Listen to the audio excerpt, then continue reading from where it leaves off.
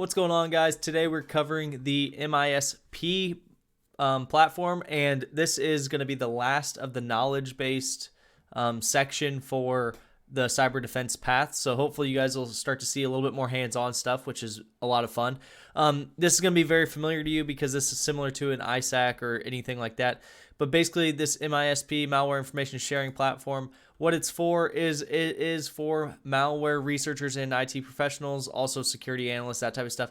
It's so that you can share information to a broad group of people. Now, if you guys have ever used tools like CrowdStrike and things like that, they might have something similar to this built into it. So the tool does multiple things, but it auto reports. Okay, this is a way to manually report to get a little bit more detail in what you're reporting and things like that. So if that doesn't make sense to you guys, go back and watch the ISAC video and it'll make sense. But basically, as we go through this path, they kind of build upon each other. So you're going to see this is the room overview. And then here we're going to go into what is MISP, or malware information sharing platform. And it's open source. So what does that mean? That means we can manipulate it however we want, which is good. We like that. So you can see it's going to facilitate the collection, storage, and distribution of threat intelligence and indicators of compromise related to malware, cyber attacks, blah, blah, blah. Long story short, it does very similar things to some of the previous things we've used. And what it's going to do is it's going to gather all this information that you report to it. You're going to say, hey, we got attacked and we know it. This is the attack they did. It looks like this. And it's going to start cataloging that stuff for other people to find. If you have a really big organization and you want, hey, we get attacked every day, whether it's very minimal, we get like scanned or whatever, you can start throwing all that stuff in there, and then everyone in your organization can see different things that have happened. So for instance, if you get a spam email, you might want to check here.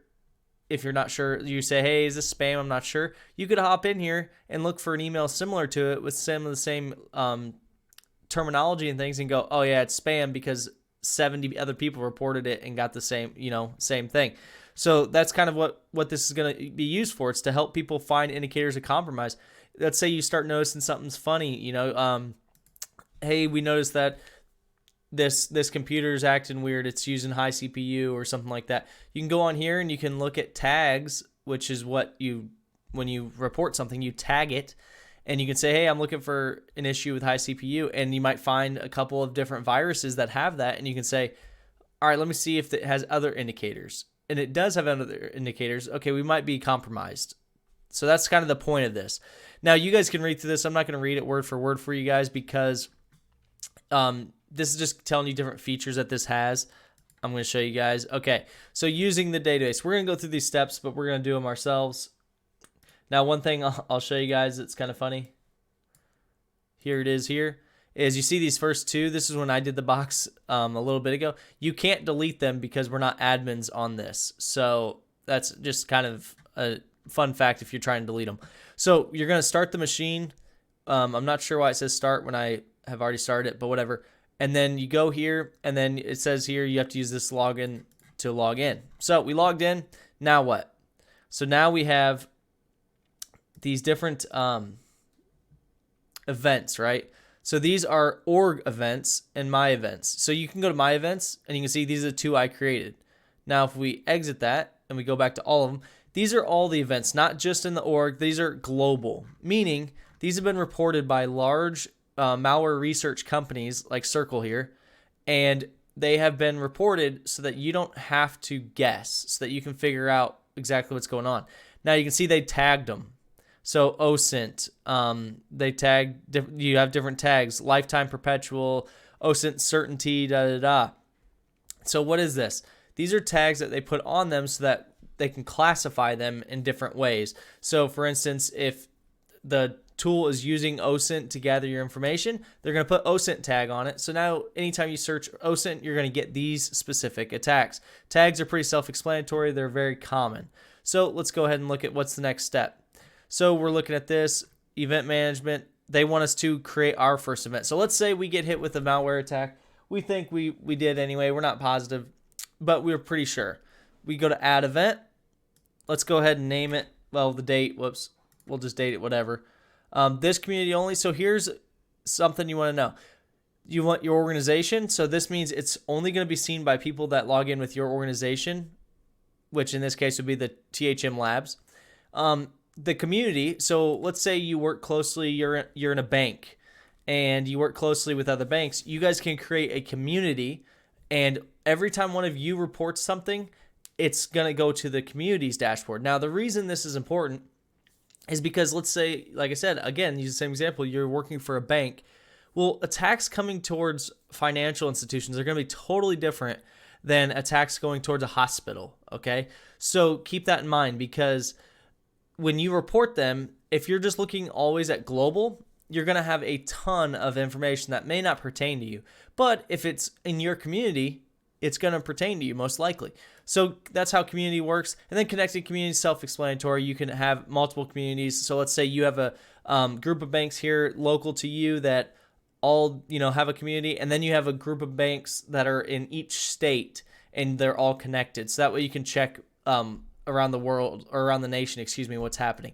Now, all communities, this is pretty self-explanatory. That's everybody. So this is how you want to put this event. So we're just going to do this community for now.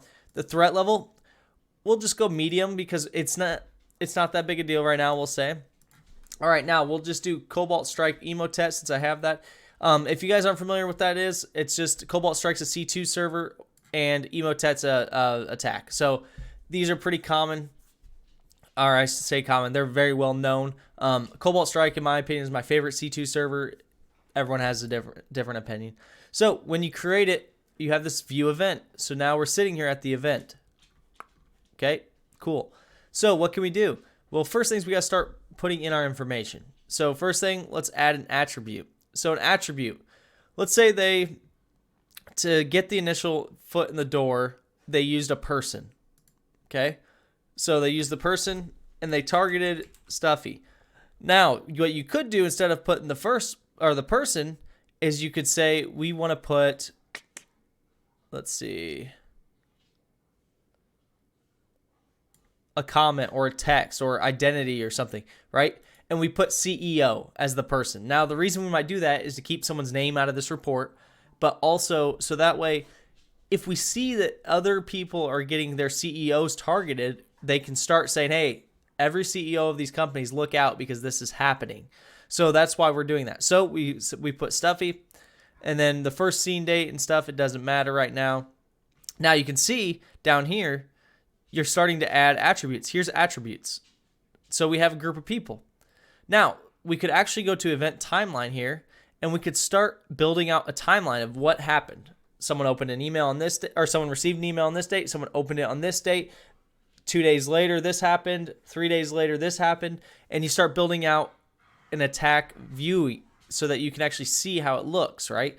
And you can see, for some reason, just heads up, when you guys are using this, you get this something went wrong a lot, even on functions that should work. So I'm not really sure why. Maybe this is an outdated version or whatever, but like populate from template, I can't get it to work either.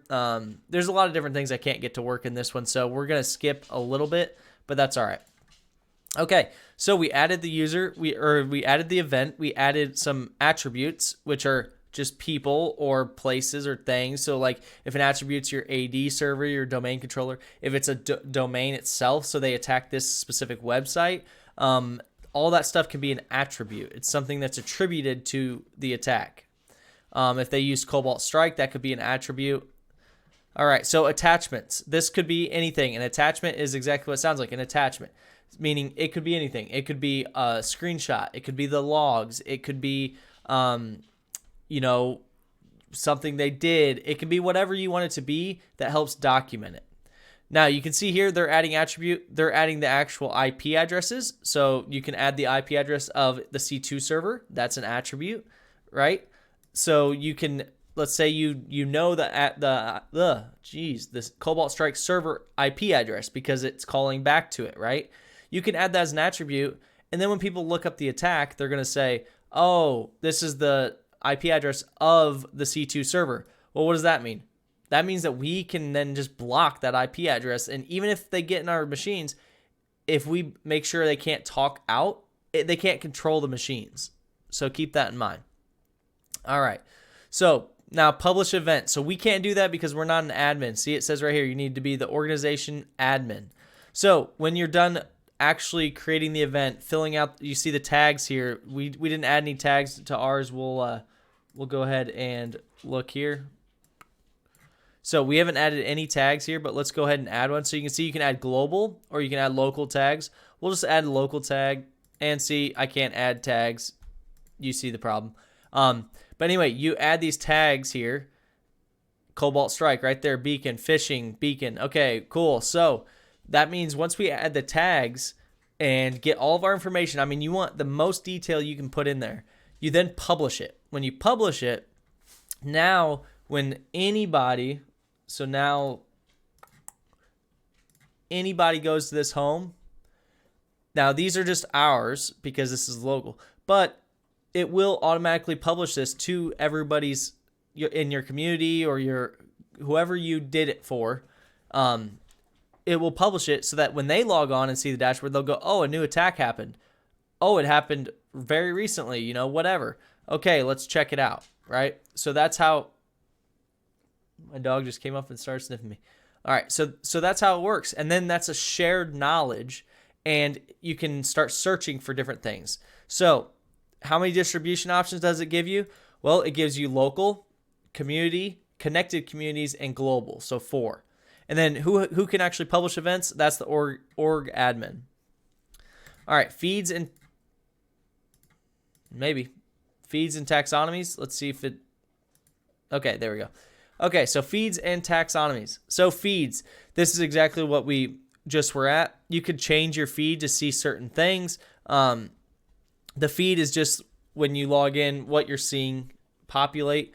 So you can see preview events along with associated attributes. So you can set it up, hey, I don't have, because if you have just global setting, right, where it's just showing you every attack that's happening in the world, well, that might not pertain to you. You know, you may not even have a SQL database, so you don't want to see any of the SQL stuff. So anything with a SQL tag, you get it out of there, you filter it out. That's a feed because it's customized to you, and that's how you're going to see. So now taxonomy, classifying information based on standards features. So again, this is how they're going to classify it. So whether they use property attached to the data, numerical or text data, whatever that you want to use to basically classify this stuff to pertain to you. Again, pertaining to you. This is all going to be customized to pertain to your organization or yourself. This is a defensive tool. Keep that in mind. This is the defensive path. So a lot of you that follow my channel for offensive stuff may say, well, why would I care about this? You need to know what the defense is doing too, because for instance, let's say you create a malware or use a malware, right? And it's getting reported. The more times you're using it and getting caught, it's getting reported over and over and over, right? So as a pen tester, it makes no sense to use a malware that is recorded, documented very much if they have antivirus that has signature databases in it that are up to date, right? That makes no sense because you're going to get caught almost instantly. So there's different things like that. You need to know that you need to change stuff and all that kind of stuff. So tagging, same thing. We already covered tagging. Tagging best practices. This is important to just kind of read through and understand. Provide color schema. So what that means is you notice the tags have different colors. Keep that consistent. So like for instance, if this is Cobalt Strike Beacon, make sure they're green. You know, now I'm not saying follow theirs necessarily, but in your organization, don't make Cobalt Strike Beacon and then Cobalt Strike and then Cobalt Strike Beacon 1 or whatever, and they're all different colors and stuff. You want to keep consistency and keep the color scheme usable, basically. All right, origin, describe the source of information. So whether it was from automation or manual investigation. So did you actually go in and look to see if this attack actually happened, or was this something that your Nessus server gave you and said, hey, we're vulnerable, and you just said, oh crap, and reported it? Because that changes things, because that might mean that it may be a false positive. Nobody knows because you didn't do any manual investigation. Now, permissible actions protocol. All right, so this is an advanced classification that indicates how the data can be used to search for compromises. Okay, so that's self-explanatory. And those are the best practices. So keep in mind your community or your industry may change those. You may not like those. You may say, hey, we actually do want different colors for every single one or whatever. I mean, it's all customized to you. So now it's telling us, hey, we're Investigating Circle reported this. This Puppy Rat, if you guys have never used Puppy, it's also a good C2 server. So they've basically given us, hey, you need to find this or investigate this. So, okay, so using the skills we've learned, so let's go up to here to value, and let's just search for Puppy Rat. And then it should give us all the tags that have that. Oh, there's only one. Perfect. So there's only one. So right away, what event ID has been assigned? And you can see 1146 is the event ID. So boom, got that right. Now, the event is associated with the adversary gaining what into organizations? Well, you can go through and kind of look at it or whatever, but you can see right here, it's remote access. It's in the tag. Okay, so now what IP address has been mapped to the actual Puppy Rat C2 server? Well, here's all the attributes if you remember. So we're going to scroll down and look for the attribute that says, now you notice they have domain or names, excuse me. So let's go through the names until we see the C2 server. And that's a microblog. Let's see, did I miss it? I'm sure I missed it here. Or it's changed on me. I saw it in here, but I didn't see the name. Okay, interesting. So this is the actual IP. I'm not really sure why it doesn't have it now. Earlier it actually said that it was the C2 server. Maybe I found it somewhere else. Let's see.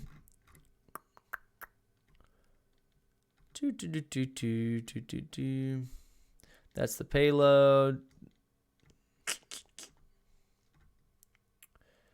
Okay, that's the domain. Okay, so interesting. So I don't see it in here, but that's all right. We let's go back, get rid of these. Yeah, that's it right there. I'm not sure why it doesn't have the C2 server tag on it. It did earlier, but then again, this is also a test, and it has been having issues. So we'll see. So there's the IP. Now, you could easily find that out yourself because, for instance, you could look up this IP, and it's probably based on the fact that it's in a different domain and it came right before that one. That might be your internal one. It might be whatever. You could probably distinguish which one's the C2 server. You could look at the callbacks and things like that. Now, from the intrusion set galaxy, what attack group is known to use this form of attack? So what they're saying is up here there's a actual thing you can select. So we can get rid of attributes for now and select galaxy because that's what we want to view, and find from which attack group is known to use this attack. Now if you go here, you can see it gives you a description. Magic Hound is an Iranian sponsored threat group that conducts long-term. So Magic Hound is known to use this attack. Perfect. Now, there is a taxonomy tag set with a certainty level of 50. So what does that mean? That means that that's how certain they are that this is the correct attack, and its certainty is 50. So OSINT is the actual tag. OSINT, and then the actual certainty, and then OSINT, lifetime, perpetual. So these are just tags that kind of describe some things about it. So that's pretty much it, guys. I didn't want to go too crazy with this one in depth because we've covered a lot of tools like this already on the path. And the thing is, it's all going to depend on which tool you're using. Whether you're in a SOC or wherever you're at, you're going to use whatever tool that your company pays for licensing-wise. So yes, it's nice to know this tool, and it's nice to see it and understand how these tools work. But to get the ins and outs of this specific tool may not help you later on because you may have an ISAC at your company that you guys use, or you may have CrowdStrike that has their own, or you may have whatever tool you license. So that's why I don't go crazy in depth with these ones, because these are mainly knowledge based, and unless you're actually reporting real attacks and doing some real malware investigation, this isn't going to help you a ton. So hopefully, and when I say it's not going to help you a ton, this helps you expose yourself to these type of tools, but it's not going to help you be an expert on this tool just because you did this box. It'll help you understand it and have a general understanding of the tool types, but it's not going to make you an expert. You'll have to mess around with the tool that you guys are going to use as a defensive member of a team. So hopefully you guys like this box. Hopefully you guys enjoyed this part of the path, the knowledge base, and now we can start going into the actual security operations center part and have a little fun with some hands-on labs and learning. So hopefully you guys like it, and if you did, please subscribe and please like the channel. We are almost to 1,000. Thank you guys so much, and you guys have a great day.